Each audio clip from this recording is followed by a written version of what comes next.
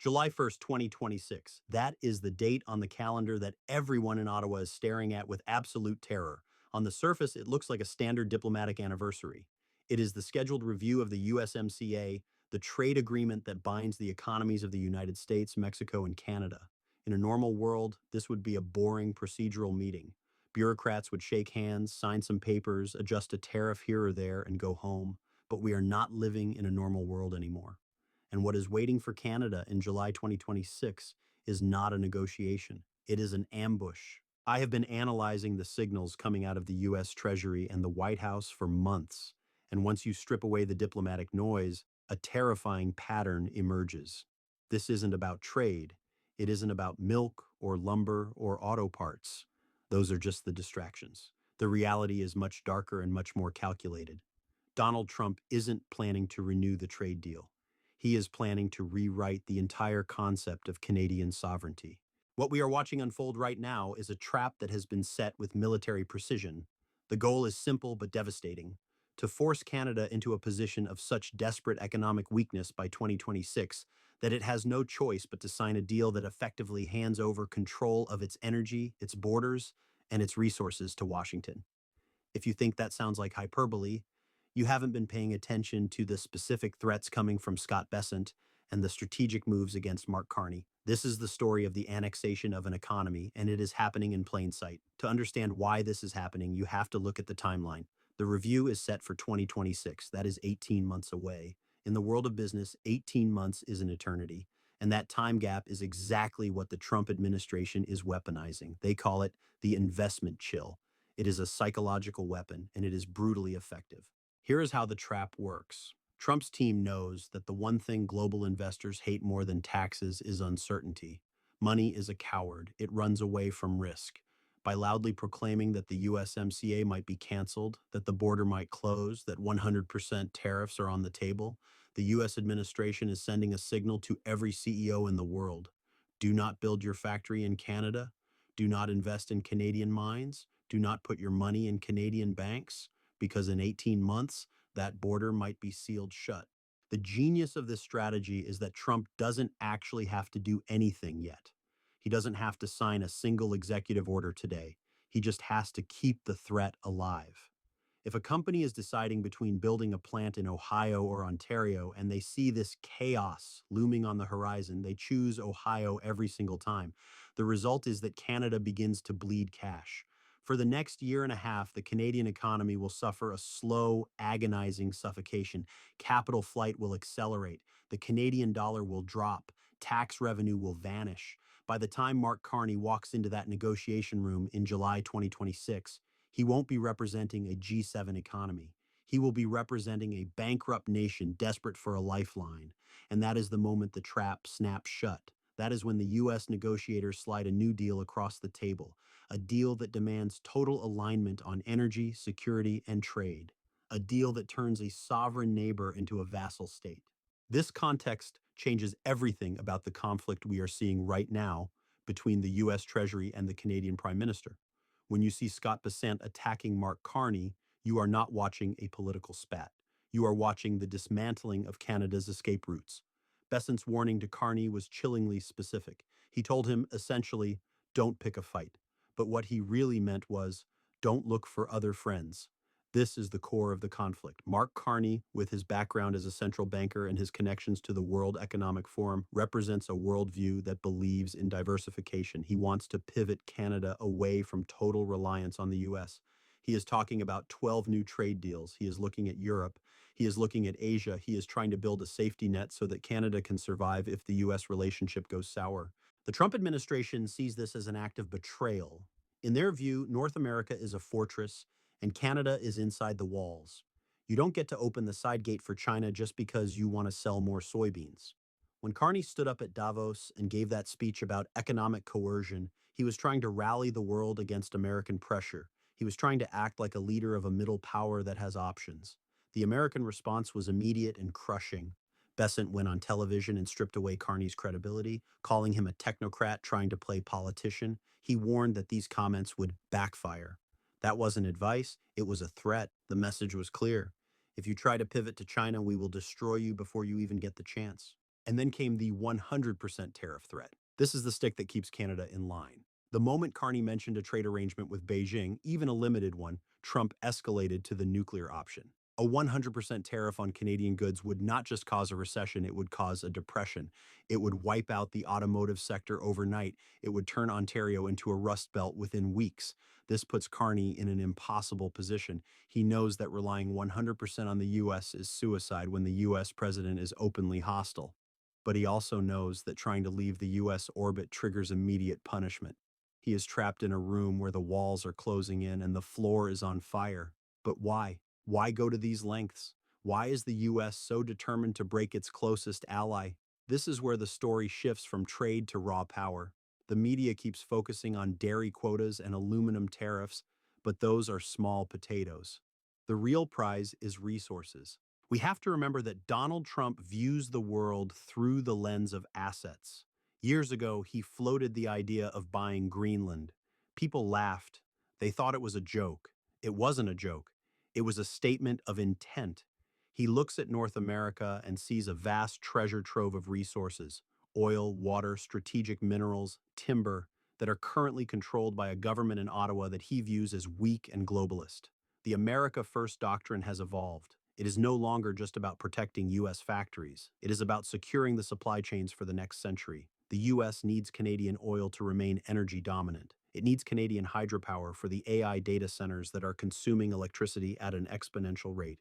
It needs Canadian minerals like lithium and cobalt to build the batteries that will power the future military. In the eyes of the Trump administration, these are not Canadian resources. They are North American assets that happen to be north of the border.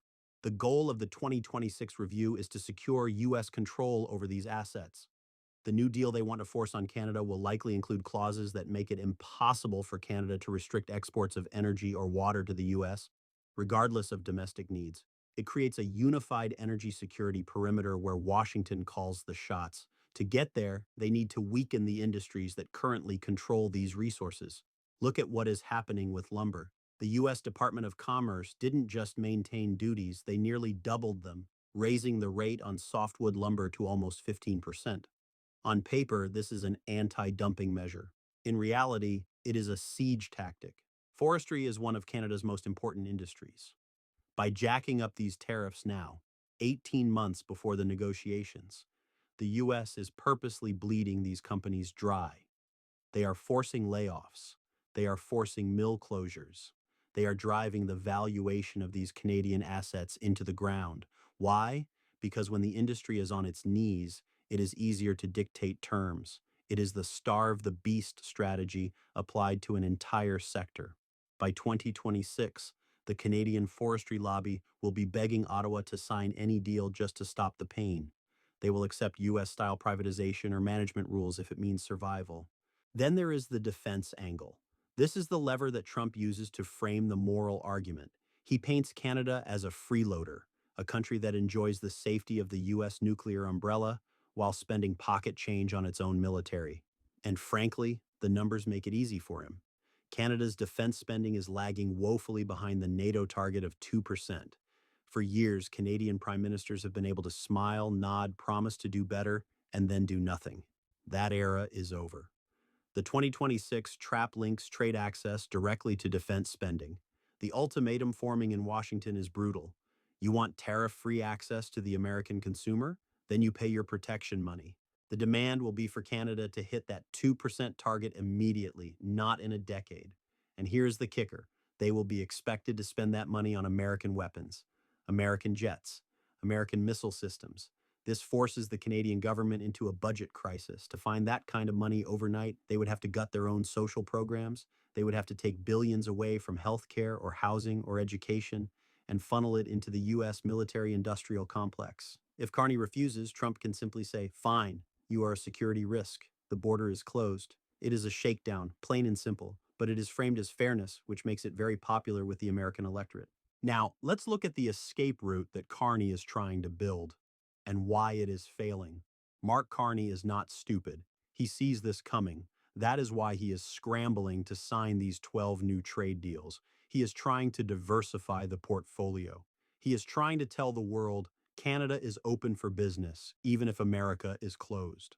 The problem is the timeline. Trade deals take years to negotiate and even longer to show economic benefits. You cannot replace the American market.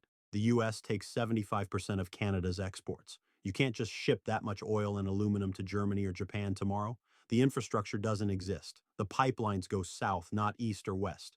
The rail lines are integrated with the US. So when Carney talks about diversifying, he is talking about a 20-year project. Trump is hitting him with a 20-month deadline. The math doesn't work, and every time Carney mentions China, he hands Trump another weapon. The China clause is going to be the centerpiece of the 2026 demands. In the original USMCA, there was already a provision that discouraged trade with non-market economies, but the new version will likely be far more aggressive. It will probably demand that Canada completely decouple from Chinese technology and investment as a condition of staying in the North American Pact. This creates a crisis of sovereignty. If Canada cannot trade with who it wants, if it cannot control its own energy policy, if its defense budget is dictated by Washington, and if its industries are regulated by U.S. tariffs, then what is it? It is a country in name only. It becomes, for all intents and purposes, an economic province of the United States.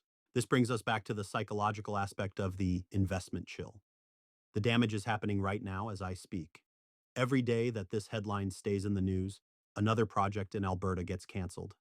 Another tech startup in Toronto decides to move to Austin. The brain drain accelerates. The U.S. Treasury Secretary knows this. Scott Bessent is a market veteran. He knows that confidence is fragile. By publicly questioning Carney's competence and loyalty, he is signaling to the markets that the Canadian leadership is unstable.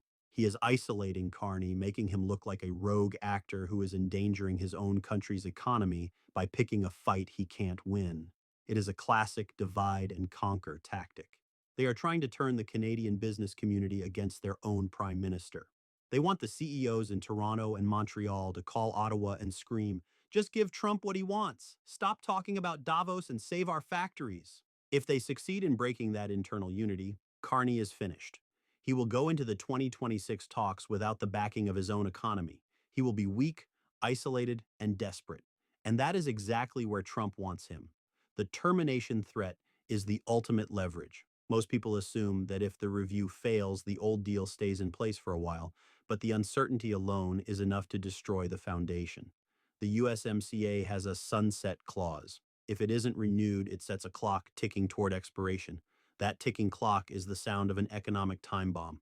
Imagine the scenario in July 2026.